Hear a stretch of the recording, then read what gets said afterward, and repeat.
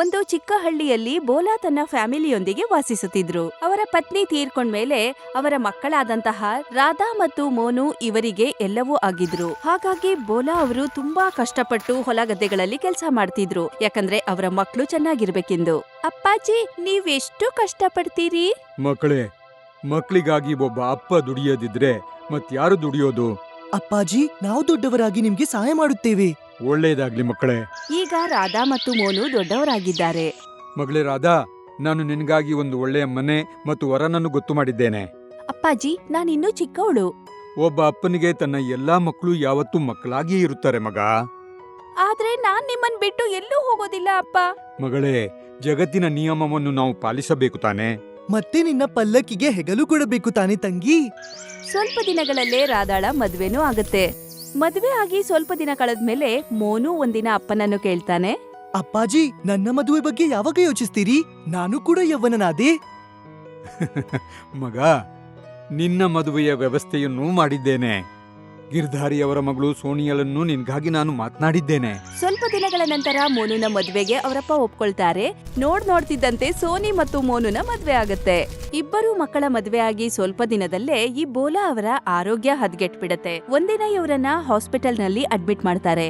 ಅಪ್ಪಾಜಿ, ನಿಮ್ಮನ್ನು ಡಾಕ್ಟರ್ನಲ್ಲಿಗೆ ಕರ್ಕೊಂಡು ಹೋಗ್ತೇನೆ. ನಿನ್ನ ತಂದೆಗೆ ತುಂಬಾ ಗಂಭೀರವಾದ ಕಾಯಿಲೆ ಇದೆ.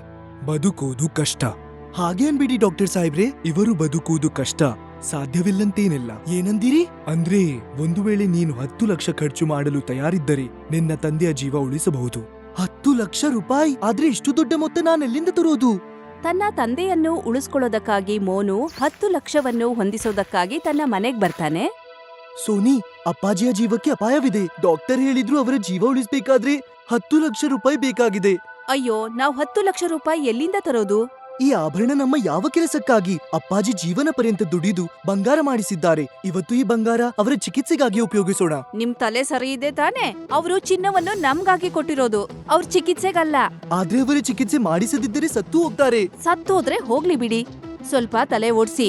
ಈ ಒಡವೆಗಳಿಂದ ನಿಮ್ಮಪ್ಪ ಉಳ್ಕೊಂಡ್ರೂನು ಅವ್ರಿನ್ ಎಷ್ಟ್ ದಿನ ಉಳಿತಾರೆ? 5-10 ವರ್ಷ. ಮತ್ತೆ ಇಷ್ಟು ಚಿನ್ನ ಸಂಪಾದಿಸೋಕೆ ನಿಮ್ಗೆ ಎಷ್ಟು ವರ್ಷ ಬೇಕು? ಪೂರ್ತಿ ಜೀವನ ಬೇಕಾದೀತು. ಅರ್ಥ ಆಯ್ತು ತಾನೆ? ನಿಮ್ಮಪ್ಪ ಇಷ್ಟು ಸಂಪಾದಿಸೋಕೆ ಪೂರ್ತಿ ಜೀವನ ಕಷ್ಟಪಟ್ಟಿದ್ದಾರೆ. ಅವರ ಚಿಕಿತ್ಸೆಗೆ ಇವನ್ನೆಲ್ಲ ಮಾರ್ಬಿಟ್ರೆ ನಾವು ಹಾಳಾಗ್ ಹೋಗ್ತೀವಿ. ಸೋನಿಯ ಮಾತನ್ನು ಕೇಳಿ ತನ್ನ ತಂದೆಗೆ ಇವನು ಚಿಕಿತ್ಸೆ ಮಾಡ್ಸೋದಿಲ್ಲ.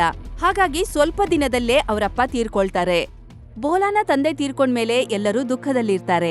ಈಗ ಇವರ ಅಂತ್ಯ ಸಂಸ್ಕಾರದ ತಯಾರಿ ನಡೀತಿದೆ. ಅಪ್ಪಾಜಿ, ನಿಮ್ಮನ್ನು ಉಳಿಸ್ಕೊಳ್ಳೋಕೆ ನಾವ್ ಏನೇನ್ ಮಾಡ್ಲಿಲ್ಲ. ನಾನು ನನ್ನ ಒಡವೆಗಳನ್ನು ಮಾರಿ ಅಂತ ಹೇಳಿದ್ದೆ, ಆದ್ರೂ ಏನು ಪ್ರಯೋಜನ ಆಗ್ಲಿಲ್ಲ. ಹೌದು ಅಪ್ಪಾಜಿ, ಸೋನಿ ನನ್ಗೆ ಅದನ್ನೇ ಹೇಳಿದಳು. ಸಂಜೆ ಆಗುತ್ತಲೇ ಶವವನ್ನು ಎತ್ತಲಾಗುತ್ತೆ. ಶ್ರೀರಾಮ್ ಜೈ ರಾಮ್, ಶ್ರೀರಾಮ್ ಜೈ ರಾಮ್, ಶ್ರೀರಾಮ್ ಜೈ ರಾಮ್, ಶ್ರೀರಾಮ್ ಜೈ ರಾಮ್. ಈಗ ಬೋಲಾ ಅವರನ್ನ ಹೀಗೆ ಕರ್ಕೊಂಡು ಹೋಗ್ತಾ ಇರ್ತಾರೆ. ಆಗ ಅಲ್ಲಿಗೆ ಶೇರ್ ಸಿಂಗ್ ಬಂದ್ಬಿಡ್ತಾರೆ. ಶವವನ್ನು ಇಲ್ಲೇ ಇಟ್ಬಿಡು. ಶೇರ್ ಸಿಂಗ್, ಶವವನ್ನು ಯಾಕೆ ನಿಲ್ಲಿಸುತ್ತಿದ್ದೀರಿ? ನಮ್ಮಿಂದೇನಾದ್ರೂ ತಪ್ಪಾಯ್ತೆ? ತಪ್ಪು ನಿನ್ನಿಂದಲ್ಲ, ನಿನ್ನ ಅಪ್ಪಾಜಿಯಿಂದ ಆಗಿದೆ. ನನ್ನ ಅಪ್ಪಾಜಿಯಿಂದ? ನನ್ನ ಅಪ್ಪಾಜಿಯಿಂದ ಏನ್ ತಪ್ಪಾಗಿದೆ ಶೇರ್ ಸಿಂಗ್? ಅದೇ, ನಿನ್ನ ಅಪ್ಪಾಜಿ ನನ್ನ 10 ಲಕ್ಷ ರೂಪಾಯಿ ಕೊಡದೆ ಸತ್ತು ಹೋದ. 10 ಲಕ್ಷ? ಹೌದು, ನಿನ್ನ ಅಪ್ಪಾಜಿ ನನ್ನಿಂದ 10 ಲಕ್ಷ ರೂಪಾಯಿ ಸಾಲ ಪಡೆದಿದ್ದ. ಎಲ್ಲಿಯವರೆಗೆ ನನ್ನ 10 ಲಕ್ಷ ರೂಪಾಯಿ ಸಿಗೋದಿಲ್ಲ ಅಲ್ಲಿಯವರೆಗೆ ಬೋಲನ ಶವ ಕೊಂಡು ಹೋಗಲು ಬಿಡೋದಿಲ್ಲ. ಶೇರ್ ಸಿಂಗ್ ನ ಮಾತ್ ಕೇಳಿ ಎಲ್ರಿಗೂ ಆಶ್ಚರ್ಯ. ಎಲ್ಲರೂ ನಿಮ್ಮ ನಿಮ್ಮ ಮನೆಗೆ ಹೋಗಿರಿ, ಇಲ್ಲದಿದ್ರೆ ಎಲ್ಲರನ್ನು ನಾನು ಕೊಂದು ಬಿಡ್ತೇನೆ. ಶೇರ್ ಸಿಂಗ್ ನ ಭಯದಿಂದ ಎಲ್ರೂ ಅಲ್ಲಿಂದ ಹೊರಟೋಗ್ತಾರೆ. ನೀವು ಅಲ್ಲಿಂದ ಇಷ್ಟು ಬೇಗ ಹೇಗ್ ಬಂದ್ರಿ? ಈಗ ಅಪ್ಪಾಜಿಯ ಅಂತಿಮ ಸಂಸ್ಕಾರ ಆಗಲು ಸಾಧ್ಯವಿಲ್ಲ. ಅಂತ್ಯ ಸಂಸ್ಕಾರ ಆಗೋದಿಲ್ಲ? ಯಾಕೆ? ಅಪ್ಪಾಜಿ ಶೇರ್ ಸಿಂಗ್ ನಿಂದ 10 ಲಕ್ಷ ರೂಪಾಯಿ ಸಾಲ ಪಡೆದಿದ್ದಾರೆ. ಹಣವನ್ನು ವಾಪಸ್ ಕೊಡದಿದ್ದರೆ ಶೇರ್ ಸಿಂಗ್ ಅಂತಿಮ ಸಂಸ್ಕಾರ ಮಾಡಲು ಬಿಡುವುದಿಲ್ಲ. ಮೋನು ತನ್ನ ಪತ್ನಿಗೆ ಹೇಳ್ತಾರೆ. ಈಗ ಒಂದು ಮಾತು ಹೇಳ, ಆ ಆಭರಣವನ್ನು ನನ್ಗೆ ಕೊಡ್ತೀಯಾ? ನೀವು ಆ ಚಿನ್ನವನ್ನು ಶೇರ್ ಸಿಂಗ್ಗೆ ಕೊಟ್ಟು ತಂದೆಯ ಅಂತ್ಯ ಸಂಸ್ಕಾರ ಮಾಡ್ಬೇಕು ಅಂತಿದ್ದೀರಾ? ಹೌದು, ಒಂದು ವೇಳೆ ನೀನ್ ಒಪ್ಪಿದ್ರೆ. ನೋಡಿ, ನಾನ್ ಅವಾಗ್ಲೂ ಇದೇ ಹೇಳಿದ್ದೆ, ಈಗ್ಲೂ ಅದನ್ನೇ ಹೇಳ್ತೀನಿ. ಒಡವೆ ಏನಾದ್ರೂ ಮಾರ್ಬಿಟ್ರೆ ನಾವ್ ಹಾಳಾಗ್ ಹೋಗ್ತೀವಿ. ನಿಮ್ಮ ತಂದೆ ಹೇಗಿದ್ರು ತೀರ್ಕೊಂಡಿದ್ದಾರೆ. ಅಂತ್ಯ ಸಂಸ್ಕಾರ ಮಾಡ್ಲಿ ಬಿಡ್ಲಿ, ಅದ್ರಿಂದ ಏನಾಗುತ್ತೆ? ಹಾ, ಶೇರ್ ಸಿಂಗ್ ನನ್ನ ತಂದೆಯ ಶವವನ್ನು ಇಟ್ಟುಕೊಂಡು ಏನ್ ಮಾಡ್ತಾನೆ? ನಿನ್ನ ವಿಚಾರ ಸರಿ ಸೋನಿ. ನಾವು ನಮ್ಮ ಚಿನ್ನ ಶೇರ್ ಸಿಂಗ್ಗೆ ಕೊಡೋದು ಬೇಡ. ಬೇಕಾದ್ರೆ ಅಪ್ಪಾಜಿಯವರ ಅಂತ್ಯ ಸಂಸ್ಕಾರ ಆಗಲಿ ಆಗದಿರ್ಲಿ. ಮೋನು ತನ್ನ ಪತ್ನಿಯ ಮಾತನ್ನು ಕೇಳಿ ಶೇರ್ ಸಿಂಗ್ಗೆ ದುಡ್ಡು ಕೊಡೋದಕ್ಕೆ ಹೋಗೋದಿಲ್ಲ. ಇಲ್ ನೋಡಿದ್ರೆ ಶೇರ್ ಸಿಂಗ್ ಇವರ ಅಂತ್ಯ ಸಂಸ್ಕಾರ ಮಾಡೋದಕ್ಕೆ ಬಿಡ್ತಿಲ್ಲ. ಈ ವಿಷಯ ಅತ್ತೆ ಮನೆಯಲ್ಲಿರುವಂತಹ ಬೋಲಾನ ಮಗಳಿಗೆ ಗೊತ್ತಾಗುತ್ತೆ. 10 ಲಕ್ಷ ರೂಪಾಯಿಗೋಸ್ಕರ ನಮ್ ತಂದೆ ಅಂತ್ಯ ಸಂಸ್ಕಾರ ಆಗ್ತಿಲ್ವಾ? ನಾನು ನನ್ನ ಒಡವೆಗಳನ್ನ ಶೇರ್ ಸಿಂಗ್ಗೆ ಕೊಟ್ಟು ನಮ್ ತಂದೆ ಅಂತ್ಯ ಸಂಸ್ಕಾರ ಮಾಡಿಸ್ತೀನಿ. ರಾಧಾ ತನ್ನ ಒಡವೆಗಳನ್ನ ತಗೊಂಡು ಶೇರ್ ಸಿಂಗ್ ಬಳಿ ಬರ್ತಾಳೆ. ಶೇರ್ ಸಿಂಗ್, ಈ ಒಡವೆಗಳನ್ನ ತಗೊಳ್ಳಿ, ನಮ್ ತಂದೆ ಅಂತ್ಯ ಸಂಸ್ಕಾರ ಮಾಡೋಕ್ ಬಿಡಿ. ನೀನು ಯಾರು ಮಗಳೇ? ಇವ್ರು ನನ್ನ ತಂದೆ. ಅಂದ್ರೆ ನೀನು ಬೋಳನ ಮಗಳ? ಹಾ. ಮಗಳು ಕೊನೆಗೂ ಮಗಳೇ ಆಗಿರ್ತಾಳೆ. ನನಗೆ ನಿನ್ನ ಮೇಲೆ ಹೆಮ್ಮೆ ಇದೆ ಮಗಳೇ. ಇನ್ನು ನನಗೆ ಆಭರಣಗಳ ಅಗತ್ಯವಿಲ್ಲ. ನಿಮ್ಗೆ ಈ ಒಡವೆ ಅಗತ್ಯ ಇಲ್ಲ ಅಂದ್ಮೇಲೆ ನಮ್ ತಂದೆ ಅಂತ್ಯ ಸಂಸ್ಕಾರ ಮಾಡೋಕೆ ಯಾಕೆ ಬಿಡ್ತಿಲ್ಲ? ನಿಮಗೆ ನಿಮ್ಮ 10 ಲಕ್ಷ ರೂಪಾಯಿ ಬೇಡವಾ? ಅಲ್ಲ, ನಿಜವಾಗಿಯೂ ನಿನ್ನ ತಂದೆಯಿಂದ ನನಗೆ ಹಣ ಬರಬೇಕಾಗಿಲ್ಲ. ನಾನು ಅವರಿಗೆ ಹಣ ಕೊಡಬೇಕು.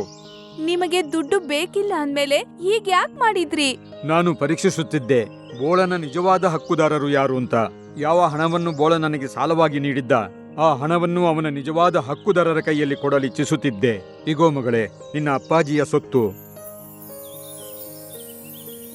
ನನ್ನ ಅಣ್ಣನೂ ನಿಜವಾದ ವಾರಸುದಾರ. ನೀವ್ ಅವ್ರಿಗೆ ಯಾಕೆ ಹಣ ಕೊಡ್ಲಿಲ್ಲ? ನಿನ್ನ ಅಣ್ಣ ನಿನ್ನ ಅಪ್ಪಾಜಿಯ ಶವವನ್ನು ಬಿಟ್ಟು ಓಡಿ ಹೋದ. ಆದರೆ ನೀನು ನಿನ್ನ ಅಪ್ಪಾಜಿಯ ಅಂತಿಮ ಸಂಸ್ಕಾರ ಮಾಡುವುದಕ್ಕೆ ತನ್ನ ಎಲ್ಲ ಆಭರಣ ತಗೊಂಡು ಬಂದೀಯ. ಆದ್ದರಿಂದ ನನ್ನ ದೃಷ್ಟಿಯಲ್ಲಿ ಬೋಳನ ನಿಜವಾದ ಹಕ್ಕುದಾರಿ ನೀನಾಗಿರುವೆ ಮಗಳೇ. ಇನ್ನು ಈ ಹಣವೆಲ್ಲ ನಿಂದು. ನೀನು ತೋರಿಸಿಕೊಟ್ಟೆ ಮಗಳು ಮಗನಂತೆಯೇ ಕಡಿಮೆ ಇಲ್ಲ ಅಂತ. ನಂತರ ರಾಧಾ ಮತ್ತು ಶೇರ್ ಸಿಂಗ್ ಸೇರ್ಕೊಂಡು ಅಂತ್ಯ ಸಂಸ್ಕಾರ ಮಾಡ್ತಾರೆ. ನನ್ನನ್ನು ಕ್ಷಮಿಸು ತಂಗಿ, ನಾನು ಅಪ್ಪಾಜಿಯವರಿಗಾಗಿ ಏನನ್ನೂ ಮಾಡ್ಲಿಲ್ಲ. ಅಣ್ಣ, ನಿನಗೆ ನಿನ್ನ ತಪ್ಪಿನ ಅರಿವಾಗಿದೆ ಅಲ್ವಾ?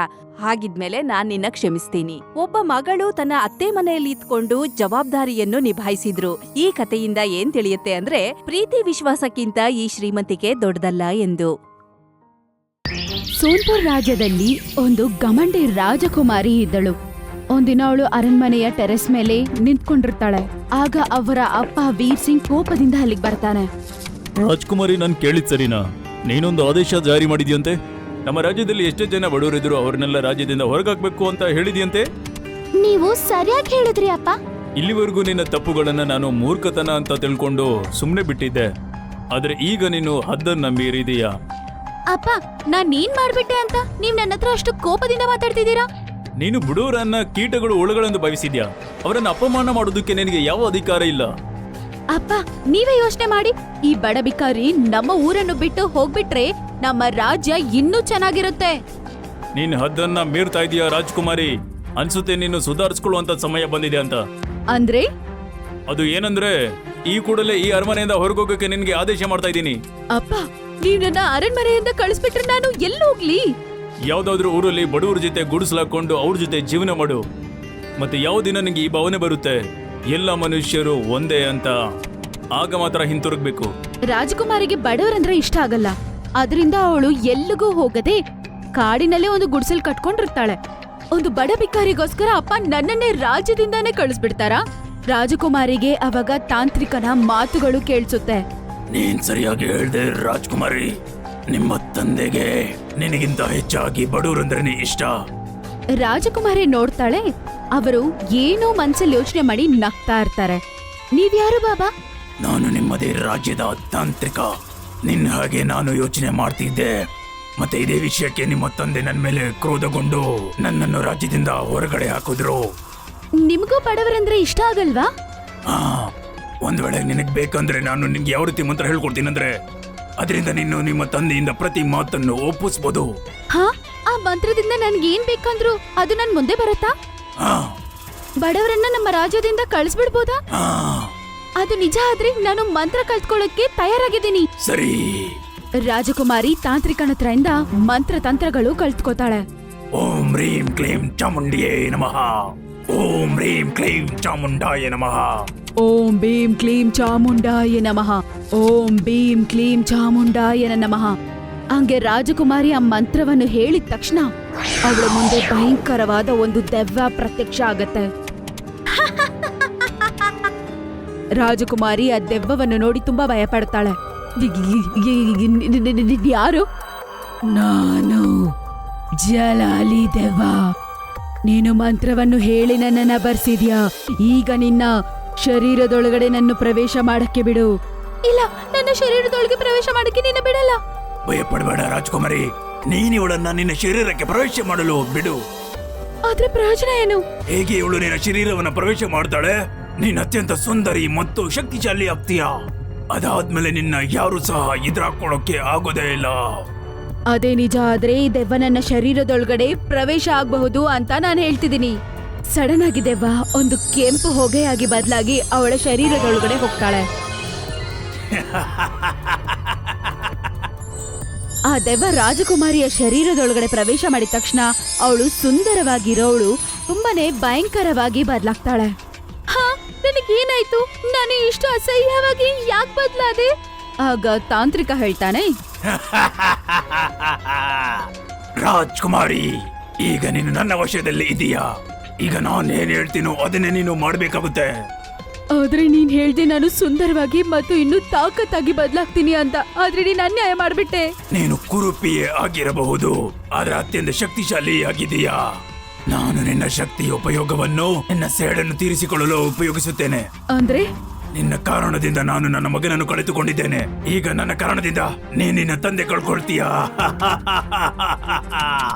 ನಾನು ಹಿಂಗೇನ್ ಅನ್ಯಾಯ ಮಾಡ್ದೆ ಅಂತ ನೀನ್ ನನ್ ಸೇಡ್ ತೀರಿಸ್ಕೊತಿದ್ಯಾ?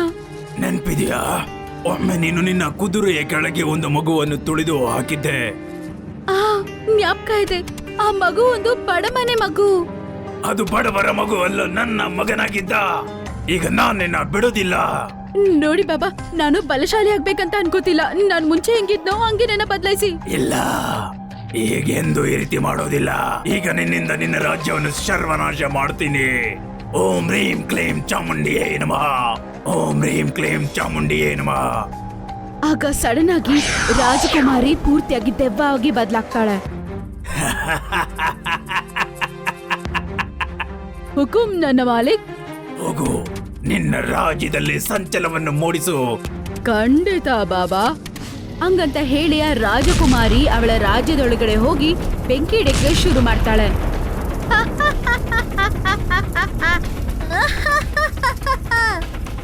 ರಾಜ್ಯವನ್ನೇ ನಾಶ ಮಾಡಕ್ಕೆ ಹೋದ ರಾಜಕುಮಾರಿ ಅವಳ ಗುಡಿಸಲಿಗೆ ಬಂದು ಮಲ್ಕೊಂಡ್ಬಿಡ್ತಾಳೆ. ಅಲ್ಲಿ ರಾಜ್ಯನೇ ತುಂಬಾ ಕಷ್ಟಕರ ಪರಿಸ್ಥಿತಿಯಲ್ಲಿತ್ತು. ರಾಜ ಇದರ ಬಗ್ಗೆ ಯೋಚನೆ ಮಾಡಿ ತುಂಬಾ ಚಿಂತೆ ಮಾಡ್ತಿದ್ರು. ಮಹಾಮಂತ್ರಿ, ಹೇಳಿ, ಈ ಸಂಕಷ್ಟದಿಂದ ನಮ್ಮನ್ನ ಯಾರು ಕಾಪಾಡ್ಬೋದು? ಮಹಾರಾಜ್, ಒಬ್ಬರೇ ವ್ಯಕ್ತಿ ನಮ್ಮನ್ನ ಈ ಕಷ್ಟದಿಂದ ಪಾರು ಮಾಡ್ಬೋದು, ಮತ್ತೆ ಅದು ನಮ್ಮ ರಾಜಗುರು. ಆದ್ರೆ ರಾಜಗುರುಗಳು ಹಿಮಾಲಯದಲ್ಲಿ ತಪಸ್ ಮಾಡಕ್ ಹೋಗಿದಾರಲ್ಲ, ಈಗೇನಾಗುತ್ತೆ? ಅಲೋಕ್ ನಿರಂಜನ್ ಬಂ ಬಂ ಬೋಲೆ. ರಾಜಗುರುವನ್ನು ನೋಡಿ ಎಲ್ಲರೂ ಸಂತೋಷ ಪಡ್ತಾರೆ. ನನಗೆ ನನ್ನ ಶಕ್ತಿಯಿಂದ ಗೊತ್ತಾಯ್ತು ನಮ್ಮ ರಾಜ್ಯ ಸಂಕಷ್ಟದಲ್ಲಿದೆ ಅಂತ. ಹಾಗಾಗಿ ನಾನು ಕೂಡಲೇ ಇಲ್ಲಿಗೆ ಬಂದೆ.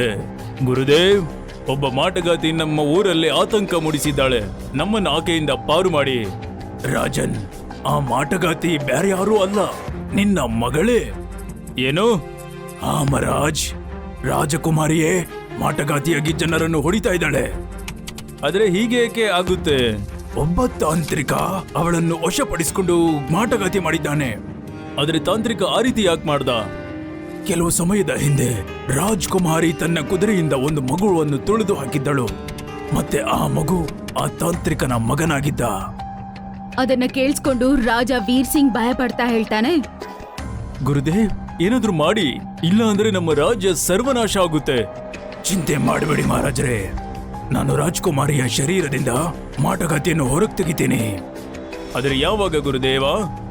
ಯಾವಾಗ ತಾಂತ್ರಿಕ ನಿನ್ನ ಹೊಡೆಯೋದಕ್ಕೆ ರಾಜ್ಕುಮಾರಿಯನ್ನ ಇಲ್ಲಿ ಕಳಿಸ್ತಾನೆ ಆಗ. ಹಾಗಾದ್ರೆ ರಾಜ್ಕುಮಾರಿ ನನ್ನ ಸಾಯಿಸೋದಕ್ಕೆ ಇಲ್ಲಿಗೆ ಬರ್ತಾಳ? ಹಾ, ಮತ್ತೆ ಅದೇ ಒಂದು ಅವಕಾಶ. ಯಾವಾಗ ನಾನು ರಾಜ್ಕುಮಾರಿಯನ್ನ ಮಾಟಗಾತಿಯಿಂದ ಮುಕ್ತಿ ಕೊಡ್ಬೋದು. ರಾಜಕುಮಾರಿ ಎದ್ದಾಗ ಅವಳ ಮುಂದೆ ಆ ಮಂತ್ರವಾದಿ ನಿಂತ್ಕೊಂಡಿರೋದನ್ನ ನೋಡ್ತಾಳೆ. ಆಗ ನಾನೇ. ನೀನಂತೂ ಅದ್ಭುತನೆ ಮಾಡಿದೀಯಾ. ಪೂರ್ತಿ ರಾಜ್ಯದಲ್ಲಿ ಬೆಂಕಿಯನ್ನು ಹಚ್ಚಿದೀಯಾ. ಆದ್ರೆ ಈಗ ನೀನು ಅದಕ್ಕಿಂತ ದೊಡ್ಡ ಕೆಲಸ ಮಾಡಬೇಕು. ಇಲ್ಲ, ನಾನೇನು ಮಾಡೋದಿಲ್ಲ. ನೀನು ನನ್ನ ವಶದಲ್ಲಿದ್ದೀಯಾ, ಹಾಗಾಗಿ ನಾನೇನೆಲ್ಲ ಹೇಳ್ತೀನೋ ಅದನ್ನ ನೀನು ಮಾಡಲೇಬೇಕು. ಓಂ ಹ್ರೀಂ ಕ್ಲೀಂ ಚಾಮುಂಡೆಯೇ ನಮಃ. ಓಂ ಹ್ರೀಂ ಕ್ಲೀಂ ಚಾಮುಂಡೆಯೇ ನಮಃ.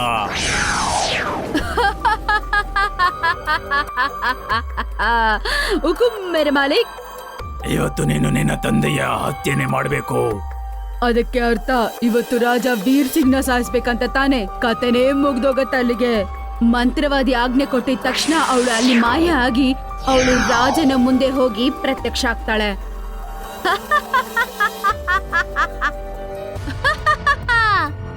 ವೀರ್ ಸಿಂಗ್, ಇವತ್ತು ನಾನ್ ನಿನ್ನ ಖಂಡಿತ ಸಾಯಿಸ್ತೀನಿ. ಆ ದೆವ್ವ ವೀರ್ ಸಿಂಗ್ ಹತ್ರ ನಡ್ಕೊಂಡು ಹೋಗ್ತಿರುವಾಗ ರಾಜಗುರು ಮಂತ್ರಗಳನ್ನು ಓದಕ್ಕೆ ಶುರು ಮಾಡ್ತಾರೆ.